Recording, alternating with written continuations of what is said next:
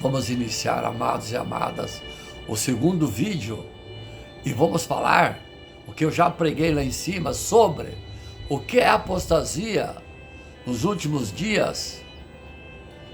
Atenção, amados e amadas, atenção, filhos.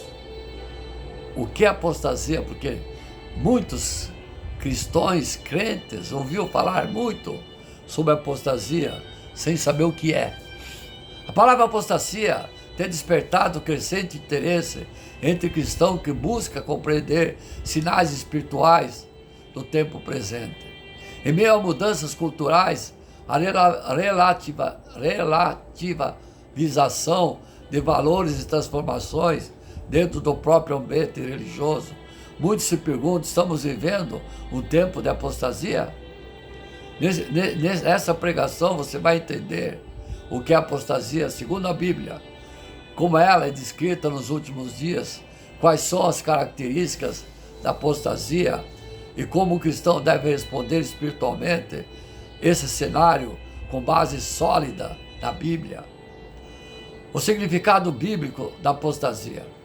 A palavra apostasia significa abandono, deserção, afastamento deliberado. No contexto bíblico, refere-se ao abandono consciente da fé verdadeira. No Novo Testamento, o termo aparece de forma clara na segunda epístola de Tessalonicenses, capítulo 2, onde Paulo menciona que antes de determinados acontecimentos escatológicos ocorreria uma grande apostasia. A apostasia não é mera dúvida ou fraqueza momentânea, trata-se de rejeição persistente da verdade revelada por Deus. Apostasia do Antigo Testamento. O conceito já estava presente no Antigo Testamento, mas antes do seu uso formal do termo, em livro de Jeremias, capítulo 2, Deus acusa Israel de abandonar a fonte de água viva para seguir cisterna quebrada. A apostasia nesse contexto envolvia idolatria, quebra da aliança, corrupção moral, rejeição da palavra de Deus. Esse padrão revela que o afastamento espiritual não começa de forma abrupta, mas progressiva. A apostasia nos últimos dias, segundo o Novo Testamento, nos últimos dias e segundos, o Novo Testamento apresenta a apostasia como um fenômeno intensificado nos últimos dias. Em 1 Epístola, Timóteo capítulo 4, Paulo afirma que alguns apostatarão da fé, dando ouvido a ensinos enganosos. Já no Evangelho de Mateus, capítulo 24, Jesus alerta que o amor de muitos esfriaria. Esse contexto indica que a apostasia envolve abandono da sã doutrina, relativação da verdade, busca de ensinos que agradam desejos carnais e pessoais, perda do compromisso com Cristo. A ênfase bíblica não está apenas na qualidade de pessoas que se afastam, mas na profundidade do engano. Característica da apostasia nos últimos dias: distorção doutrinária. Uma das marcas da apostasia é a substituição da verdade por versões adaptadas às referências humanas. O Evangelho passa a ser moldado por conveniência cultural. A Bíblia ensina que a verdade é imutável. Quando doutrinas centrais são alteradas para agradar tendências sociais, há risco de afastamento da fé histórica. Espiritualmente sem arrependimento. Espiritualidade sem arrependimento. Apostasia não significa necessariamente abandono completo da religião. Muitas vezes ela se manifesta como religiosidade sem transformação. Há aparência de fé, mas ausência de submissão genuína à palavra da Bíblia. Centralização no homem. Outro sinal é substituição da centralidade de Cristo pela centralidade do ser humano. Mensagem passo a enfatizar sucesso pessoal prosperidade isolada, autoestima desconectada da cruz. A rejeição à autoridade bíblica. Quando a Escritura deixa de ser o padrão final da verdade e passa a ser interpretada apenas segundo preferências individuais, o fundamento da fé é comprometido. A apostasia é a perda da salvação. Essa é uma questão teológica debatida em diferentes correntes cristãs. Algumas tradições entendem que a palavra revela que a fé nunca foi genuína. Outras afirmam que é possível abandonar a fé recebida. Independente da posição teológica, o ensino bíblico é claro ao exortar vigilância, perseverança. Em carta aos Hebreus, a advertência contra o endurecimento do coração. O fato do texto é encorajar firmeza, não promover especulação. Como evitar a apostasia? A Bíblia apresenta caminhos práticos para permanecer firme.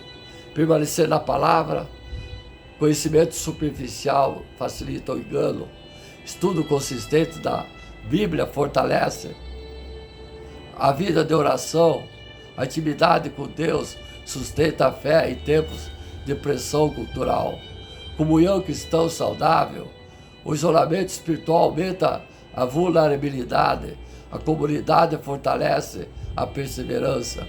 Discernimento doutrinário. Avaliar ensino à luz da Bíblia protege contra distorções. Apostasia e esperança cristã. Embora a Bíblia alerte sobre o aumento do engano, ela também afirma que Deus perseverar seu povo. A narrativa bíblica não termina com o abandono, mas com a vitória e restauração. A vigilância não deve produzir medo, mas compromisso renovado em Cristo. A apostasia nos últimos dias é descrita na Bíblia como o afastamento deliberado da verdade, marcado por distorções doutrinárias e enfraquecimento espiritual. No entanto, o chamado da Escritura é claro: permanecer firme na fé, alicerçado na palavra e na comunhão com Deus Pai. Amados e amadas, temos que ser fortes, seguir em frente de mãos dadas com Jesus. O que significa apostasia e o que a Bíblia fala sobre isso? Apostasia é a negação, o abandono da fé, como já falei, é uma revolta contra Deus. Apostasia significa negação, abandono da fé, 1 Timóteo capítulo 4, verso 1 e 2. A revolta final contra Deus, 2 Tessalonicenses capítulo 2, verso 13. Abandonar a fé em Deus, afastar-se dos caminhos do Senhor. Como considerar Deus a apostasia? As tuas apostasias te repreenderão. Vê que mal e quão amargo é deixares o Senhor teu Deus e não teres o meu temor contigo, diz o Senhor dos exércitos. Jeremias capítulo 2, verso 19. Se ele recuar, a minha alma não tem prazer nele. Hebreus capítulo 10, verso 38. Qual tem sido sempre a tendência do povo de Deus? O meu povo é inclinado a desviar-se de mim. Oséias capítulo 11, verso 7.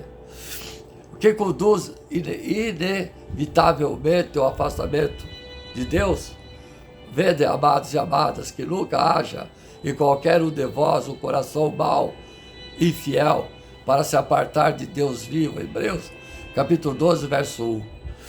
Em que sentido se manifestava a constante apostasia do povo judeu em Jerusalém? Por que, pois, se devia esse povo de Jerusalém com uma apostasia contínua? Retém o engano, não quer voltar. Eu escutei e ouvi, não falo o que é reto.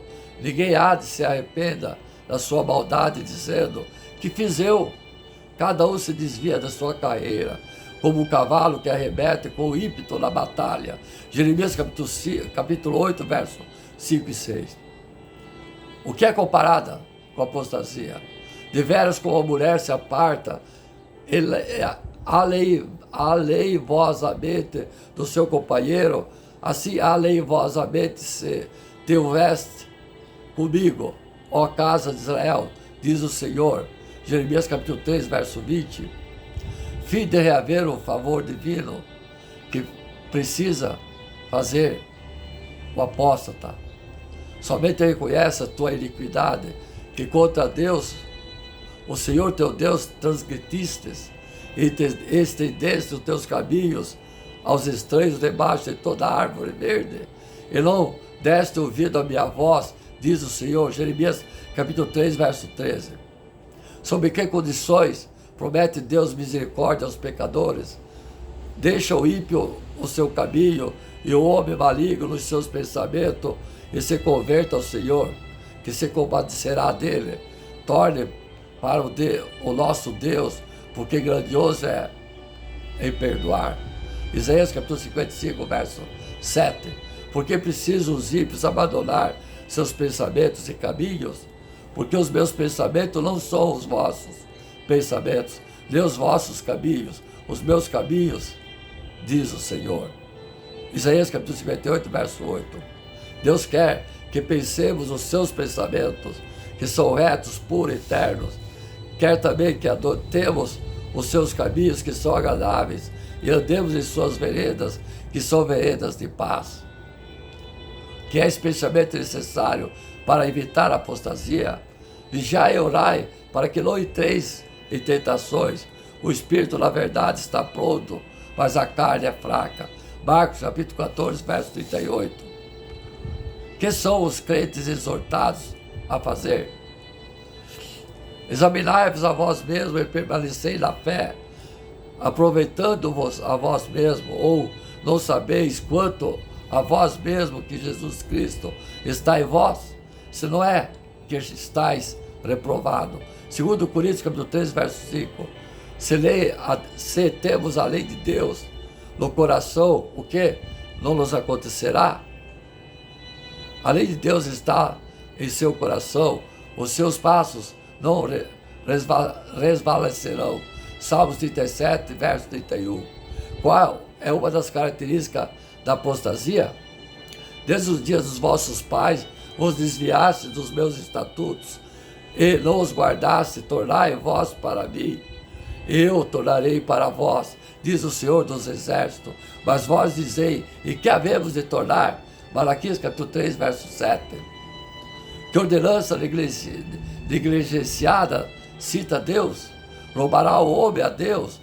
Todavia vós me roubais, e dizei, e que roubamos? Nós, nos dízimos e nas ofertas alçadas. Malaquias capítulo 3, verso 8. Que remédio é indicado? Trazei todos os dízimos à casa do tesouro, para que haja mantimento na minha casa, e depois fazei prova de mim, diz o Senhor dos Exércitos. Eu vos abrirei a janela do céu, e não derramar sobre vós uma bênção tal, que dela vos advenha a maior abastança. Malaquias capítulo 3, verso 10. Isso, amados e amadas, é no Antigo Testamento. Hoje não vigora mais. Devido aos claros ensinos de Cristo, que fizeram alguns de seus discípulos, desde então muitos dos seus tornaram-se para trás e já não andavam com ele. João capítulo 6, verso 66. Arrependendo-os, o apóstata, que faz Deus?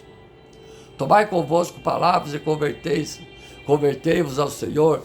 Dizei-lhe, expulsa toda iniquidade, e recebe o mês, e daremos como bezerros os sacrifícios dos nossos lábios. Eu sararei a sua perversão, apostasia, eu voluntariamente os amarei, porque a minha ira se apartou dele. Oséias capítulo 14, versos 2 e 4.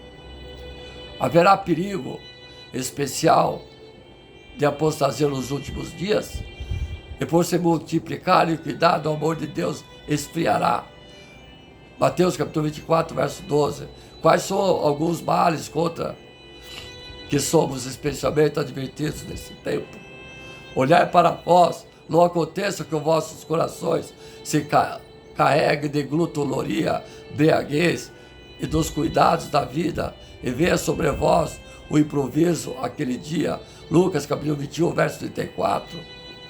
Em vista dos perigos que nos envolvem, que somos instruídos a fazer, vigiai, pois, o tempo todo, orando para que sejais havidos por digno de evitar todas as coisas que hão de acontecer e estar de pé diante do Filho do Homem. Lucas capítulo 21, verso 36. Apostasia. Já falamos muito sobre apostasia, né, amados e amadas? Vamos seguir em frente sobre o desejo da carne. Filhos, vocês ouviram várias vezes o papai pregar, orar sobre a carne. Não é carne de se comer. Carne significa pecado, os prazeres do mundo. Lembra que o papai sempre faz aquela oração: repreenda todo o cansaço físico, mental, espiritual, emocional, estresse ou medo, a discórdia, a decepção, os prazeres da carne, os prazeres do mundo. Copiou? Sim. Vamos em frente. Gálatas capítulo 5, versos 16 e 17. E Romanos capítulo 6, versos 11 e 14. A liberdade não é adquirida pela satisfação do que é desejado e pelo controle do desejo. Desejo é diferente de propósito. O que tem propósito domina os desejos. O que não tem propósito é dominado por eles. Tentação é quando desejamos o que Deus restringiu. Pecado é quando desejamos, quando o desejo nos domina. Satanás não trabalha na inteligência, mas na verdade. Cuidado com aquilo que você tem vontade. Não deixe a sua vontade derrubar sua inteligência. Não deixe seu desejo gritar mais alto que a palavra de Deus. Lembre-se do que aconteceu no jardim do Éden. Sim, a carne não se converte. Romanos capítulo 13, verso 14. A salvação é o fruto da graça de Deus, mas ela não me dá o direito de viver em pecado. Efésios capítulo 2, verso 8. Enquanto você estiver nessa terra dominada pelo pecado, você precisará lutar contra a vontade da carne. A carne não se converte, ela quer sempre pecar. Concupiscência significa o desejo desenfreado do pecado. Os desejos da carne vão passar, mas o que faz a vontade de Deus permanece eternamente. 1 João capítulo 2, verso 15 e 17. Você quer viver eternamente? Então precisa dominar os desejos da carne. Esses desejos passam. É preciso andar no Espírito. Efésios capítulo 2, verso 1 e 5. Antes de conhecer Jesus, éramos escravos do desejo da carne, ou pecado. Estávamos debaixo da ira de Deus e da maldição do pecado. O pecado nos separa da sua gloriosa presença. Romanos capítulo 3, verso 23. Há uma sede de Deus em todo o coração pecador. Ao aceitar Jesus, recebemos o perdão dos nossos pecados. Porém, a Bíblia nos adverte de tomarmos cuidado. 1 Coríntios capítulo 10, verso 12. Como existe uma luta constante entre a carne e o Espírito, você precisa encher-se do Espírito para poder andar no Espírito. Efésios capítulo 5, verso 18. Ter comunhão com o Espírito Santo é caminhar com Ele e deixar que Ele assuma o controle. Você deseja ser guiado pelo Espírito Santo? Romanos capítulo 8, verso 14. Impossível sem Jesus. Jó capítulo 16, verso 7. A fé resulta em atitude. A fé que salva é uma rendição a Deus. Dizer sim na fé implica um constante pôr-se a caminho, seguir Yeshua Mashiach. Isso exige mudança na vida. 2 Coríntios capítulo 5, verso 17. Ninguém consegue ser salvo sem Yeshua Mashiach. Atos capítulo 4, verso 12. Receber Jesus Cristo, o Filho de Deus, como único Salvador é fundamental para ser cheio do Espírito Santo. Jó capítulo 5, verso 24. Só aquele que tem o verdadeiro encontro com Jesus consegue andar no Espírito e dominar os prazeres e desejos da carne. Impossível vencer os desejos da carne sem estar na graça, na fé, o Espírito Santo. Para poder andar no Espírito Santo é preciso receber Ele. Para receber o Espírito Santo é preciso entregar-se a tua vida a Yeshua Mashiach. Você tem que conseguir dominar os desejos do pecado da carne. Você já entregou a sua vida a Yeshua Mashiach? Vamos orar bem rápido e entregar a vida nossa a Jesus Cristo. Amém? Se dê as mãos, bem rápido. Senhor Jesus, diante de Ti, sou pecador, me arrependo dos meus pecados e pedimos perdão. Nesta hora, nós te recebemos, eu te recebo como meu único Salvador e Senhor. Meu nome, escreve no livro da vida. Quero ser leal ao Senhor enquanto eu viver. Amém, amém, amém, amém. Os prazeres da carne e os prazeres da alma. Eu disse, os prazeres da carne e os prazeres da alma. Em Gálatas capítulo 5, verso 16, diz, digo, pois, deixai-vos conduzir pelo Espírito Santo e não satisfareis o apetite da carne. A Bíblia, quando fala de carne, atenção filhos, atenção amados e amadas, fala de pessoa de natureza humana. Quando Jesus estava no Horto das Oliveiras, no Getsemane, pediu que os apóstolos orassem por ele, mas eles dormiram. A natureza humana é fraca por causa do pecado. Adão e Eva existiram e foram o primeiro homem e a primeira mulher da terra. Se eles não tivessem existido, nós não existiríamos. Eles pecaram, disseram não a Deus e perderam a comunhão com Ele. Por essa razão, Jesus teve que vir ao mundo, tomar o corpo humano, sim, para pagar os nossos pecados e o resgate definitivo do valor infinito que só o próprio Deus Pai pode pagar. Muitas pessoas pensam que o Pai colocou o Filho maldosamente na cruz, mas na verdade foi Cristo mesmo quem pediu para nos salvar. Quando somos batizados, participamos da morte e ressurreição de Jesus. Somos mergulhados na morte de Cristo e nascemos para uma vida nova. Morremos nos braços do demônio e nascemos nos braços de Deus. Com a morte de Jesus, nascemos nos braços de Deus. Com o pecado de Adão e Eva, morremos nos braços do diabo.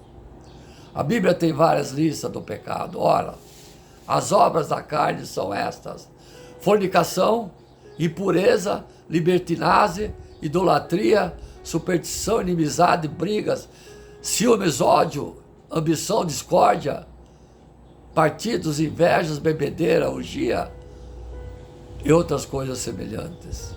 Dessas coisas vos previno, como já vos preveni, os que praticarem essas coisas não herdarão o reino de Deus. Gálatas capítulo 5, versos 19 e 21. Vou repetir, amados e amadas. Eu disse, a Bíblia tem várias listas do pecado. Ora, as obras da carne são fornicação, impureza, libertinagem, idolatria, superstição, inimizade, briga, ciúmes, ódio, ambição, discórdia, partidos, inveja, bebedeira, orgia e outras coisas mais. Copiaram?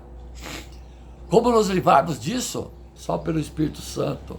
Sem Ele, não temos força para vencer os prazeres da carne, as obras da carne, ou seja, nossos pecados. Sim, todo o culto, todo o milagre, toda a bênção ministrado pelo Espírito Santo. E a primeira coisa que Jesus fez foi instruir para que nós pedíssemos perdão dos pecados e ser um novo homem depois de batizado. E não há pecado que não possa ser perdoado. Em Marcos capítulo 7, verso 19, Jesus disse que os pecados saem do nosso coração e apresentou uma lista deles. Até Paulo gemia debaixo da concupiscência, que é a tendência ao pecado. Em Romanos capítulo 7, verso 15 e 20, por 2 vezes Paulo diz: é pecado que habita em mim, mas a nossa salvação está na graça de Deus. O pecado mata, mas Jesus nos ensina que o remédio para curar é vigiar e orar. Quando a borboleta vê uma chama, ela acredita que é uma flor. Então ela é atraída por essa chama e acaba sendo queimada. Muitas vezes isso acontece conosco, acreditando que o nectar está no pecado, mas esse nos leva, nos queima e nos leva à morte. A nossa fonte e alegria é Yeshua Mashiach. Não tenha medo daqueles que matam o corpo, tenha medo daqueles que matam a alma. Precisamos viver com base nas orações, nos jejuns. E quem nos ajuda a viver tudo isso é Deus, o Espírito Santo.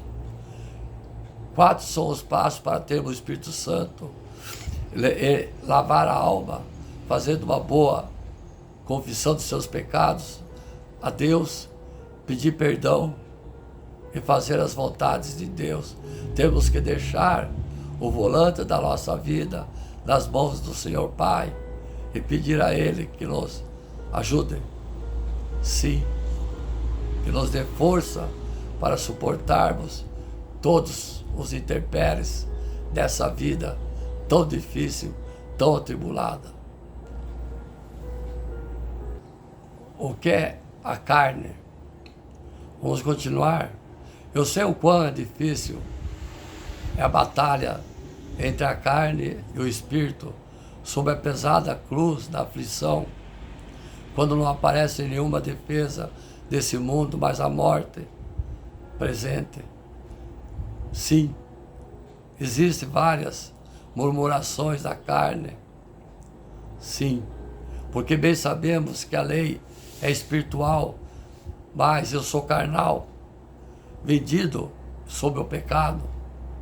Pois o que eu faço eu não entendo, porque o que eu quero, isso não pratico, mas o que aborreço, isso eu faço. E se faço o que eu não quero, consinto com a lei, que é boa, agora, porém, não sou mais eu que faço isso, mas o pecado que habita em mim. Porque eu sei que em mim, isso é, na minha carne, não habita bem algum. Com efeito, o querer o bem está em mim, mas o efetuá-lo não está. Pois não faço o bem que quero, mas o mal que eu não quero e pratico. Ora, se eu faço o que eu não quero, já não faço o eu, mas o pecado que habita em mim. Acho então essa lei em mim que, mesmo querendo eu fazer o bem, o mal está comigo. Porque segundo o homem interior, tenho o prazer da lei de Deus, mas vejo nos meus ombros outra lei guerreando contra a lei do meu entendimento e me levando cativo à lei do pecado que está nos meus membros. Miserável homem que sou, quem me livrará do corpo dessa morte? Romanos capítulo 7, verso 14 e 24, que diz: porque bem sabemos que a lei é espiritual, eu, porém, sou carnal, vendido à escravidão do pecado, porque nem mesmo compreendo o meu próprio modo de agir, pois não faço o que prefiro, e sim o que detesto. Ora, se faço o que não quero, concordam com a lei que é boa.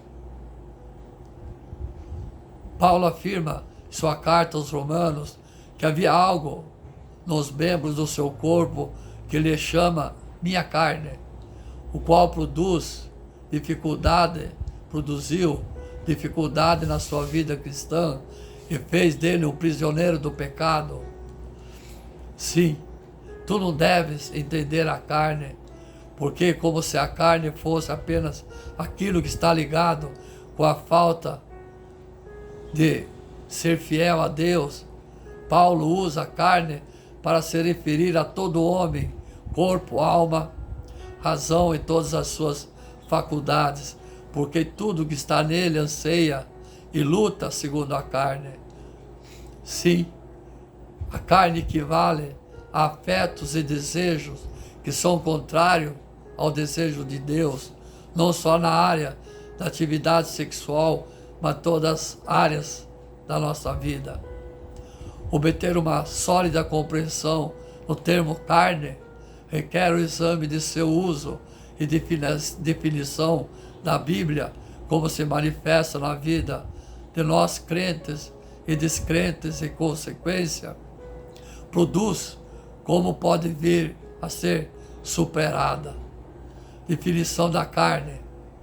A palavra grega, palavra carne, no Novo Testamento é sarx, um termo que pode muitas vezes, nas Escrituras, referir-se ao corpo físico. No entanto, o texto grego e inglês descreve a palavra dessa forma: o corpo físico que funciona como uma entidade. No pensamento de Paulo, especialmente todas as partes do corpo constituem uma totalidade conhecida como carne, a qual é dominada pelo pecado, a tal ponto que onde quer que a carne esteja, todas as formas de pecado estão igualmente presentes e nenhuma coisa boa pode viver. A Bíblia deixa claro que a humanidade não começou assim. O livro de Gênesis diz que a humanidade foi criada originalmente boa e perfeita. E disse Deus: façamos o homem à nossa imagem, conforme a nossa semelhança. Criou, pois, Deus o homem à sua imagem. A imagem de Deus o criou. Homem e mulher. Gênesis capítulo 1, verso 1 e 26, 27, que diz: façamos o ser humano à nossa imagem, conforme a nossa semelhança. Tenha ele domínio sobre os peixes no mar, sobre as aves do céu, sobre os animais domésticos, sobre toda a terra e sobre todos os animais que rastejam pela terra. Assim Deus criou o ser humano à sua imagem. A imagem de Deus o criou, homem e mulher os criou. Amém? Porque Deus é perfeito. Porque um efeito sempre representa a sua causa e essência. Isso é, um Deus totalmente bom só pode criar coisas boas. E como Jesus disse, uma árvore boa não pode dar maus frutos. Mateus capítulo 7, verso 18, que diz: a árvore boa não pode produzir frutos maus, e a árvore mau não pode produzir frutos bons. Adão e Eva foram criados bons e sem pecado. Entretanto, quando Adão e Eva pecaram, sua natureza foi corrompida e repassada aos seus descendentes, nós. E Jesus veio ao mundo, morreu por nós na cruz, para remir do nosso pecado que herdamos de Adão e Eva. Amém? Adão viveu 130 anos e gerou um filho à sua semelhança, conforme a sua imagem, e pôs o nome de Sete. Gênesis capítulo 5, verso 3, que diz: Adão viveu 130 anos e gerou um filho à sua semelhança, conforme a sua imagem. Ele deu o nome de Sete.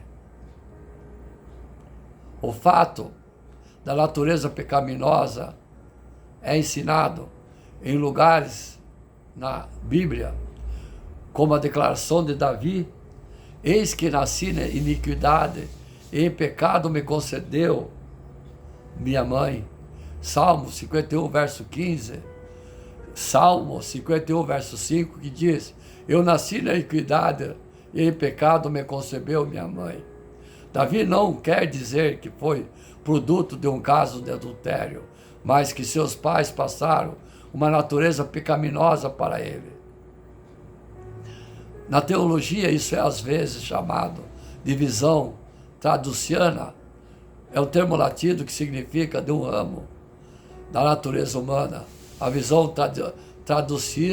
traduciana é que a alma de uma pessoa é criada através de seus pais, com a criança herdando a sua natureza pecaminosa no processo.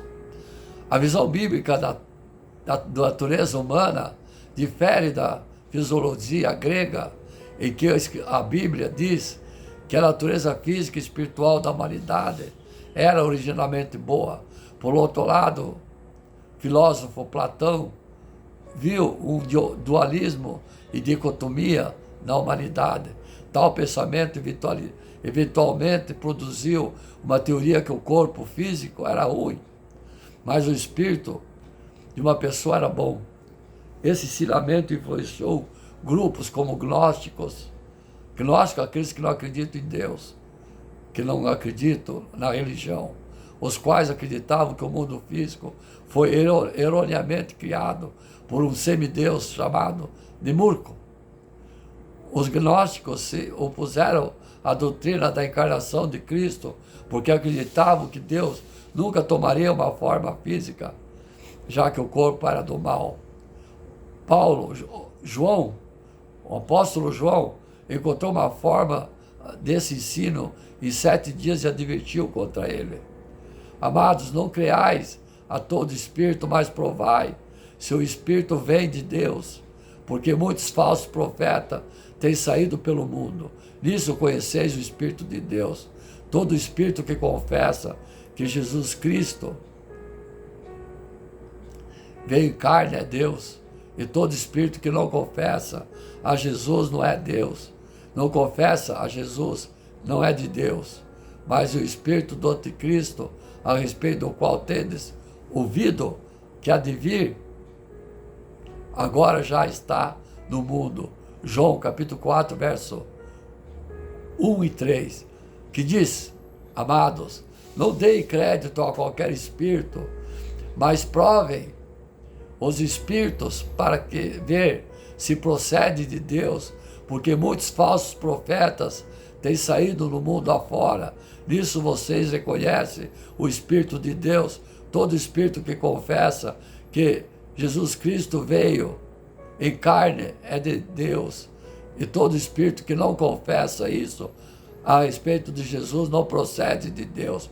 Pelo contrário, esse é o espírito do anticristo, a respeito do qual vocês ouviram dizer que viria e que agora já está no mundo. Só falta se apresentar.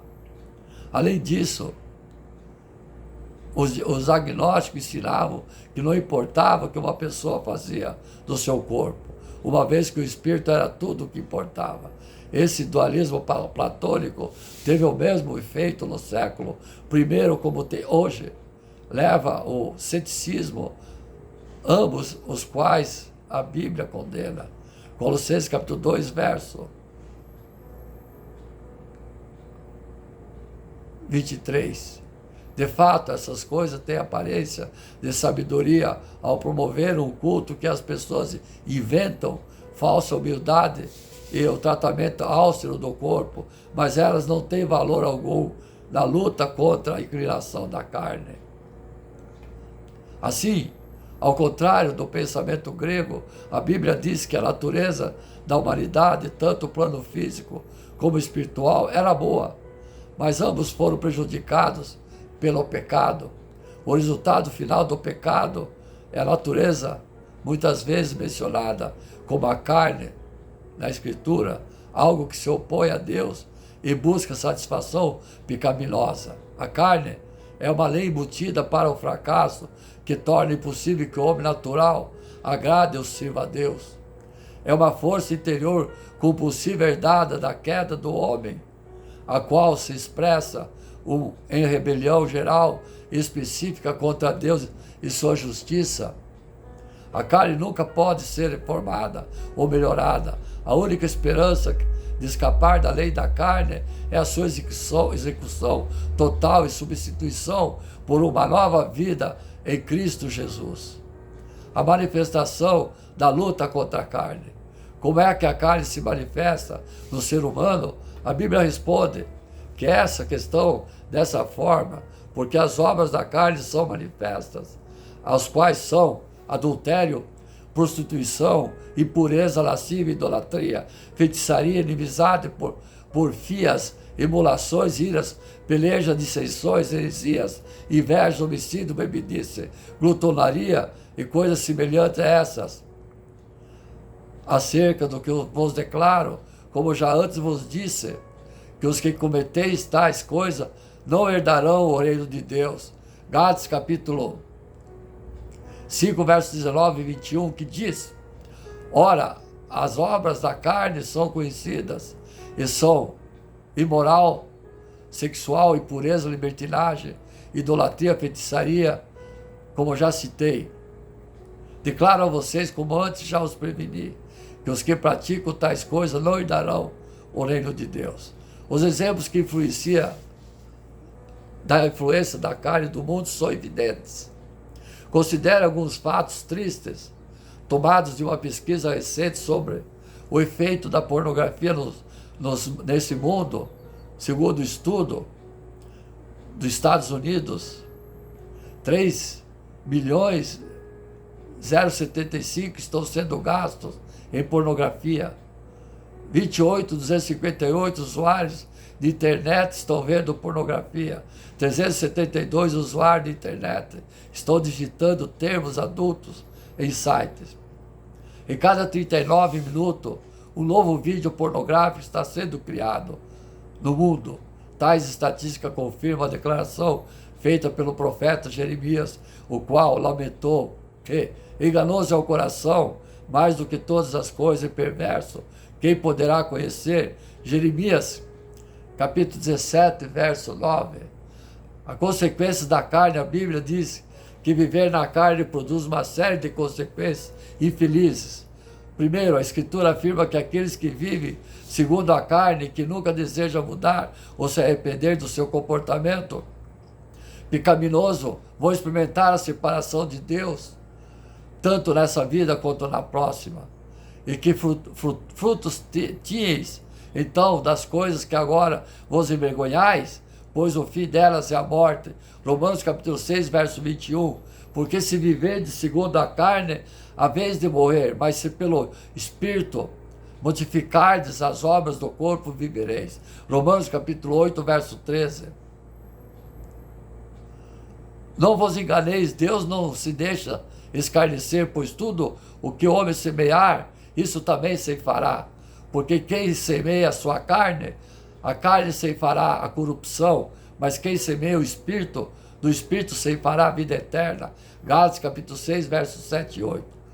Além disso, uma pessoa também se torna o escravo de sua natureza carnal. Não sabeis que daquele que vos apresentais como servo para lhe obedecer, sois servo desse mesmo a quem obedeceis, seja do pecado pela morte ou da obediência para a justiça. Romanos capítulo 6, verso 16. A escravidão sempre leva um estilo de vida destrutivo, de vida deteriorada. Como o profeta Oséias disse: porquanto semeio o vento onde ceifar o turbilhão, não haverá seara, e a erva não dará farinha, se a der, tragá-lo os estrangeiros. Oséias capítulo 8, verso 7. No fim das contas, obedecer à carne sempre resulta em quebrar a lei moral de Deus. No entanto, em sentido muito real, uma pessoa nunca pode quebrar a lei normal de Deus. Embora muito real, uma pessoa não pode quebrar. Por exemplo, uma pessoa pode subir um telhado, amarrar uma capa ao redor do seu pescoço e pular no telhado, na esperança de